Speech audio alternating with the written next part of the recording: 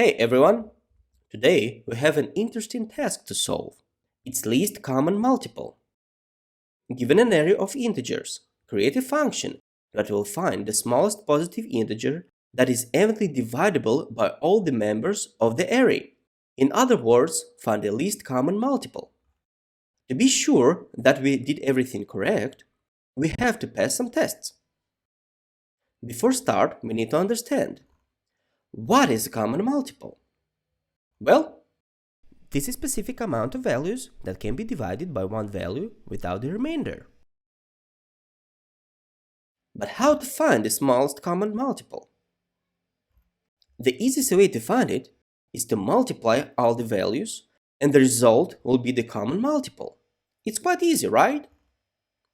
It's time for us to start writing a function and look if we get any issue.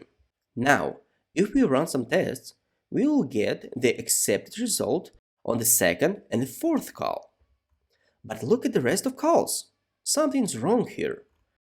We need to check, step by step, if next value can be divided without the remainder. And if it's true, we will skip multiplying this value. But what should we do if we get the remainder? For example, 30, 36, and 24. Dividing them, we will get a remainder. So, we need the value that will be the greatest common divisor for all values.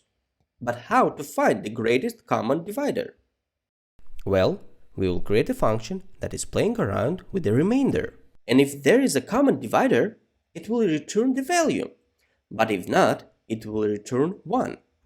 Let's check if it's working, and we'll call a possible combination of those two values. So, the common divisor of 30, 36, and 24 is 6. Great! We can continue implementing our function. We will place that greatest common divisor function before the return. Now, we need to modify our return logic. Instead of multiplying all values, we'll check every iteration to be sure that we get the smallest divided value from the greatest common divisor function.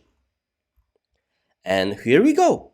We get the least common multiple function. Testing that out will return that was expected. And here are some more tests to be 100% sure that the function is working correctly. Wow, that was fun! Thanks for watching and solving that task together. If you like it and want to see more of those kind of videos, please click the like button and don't forget to subscribe. See you soon!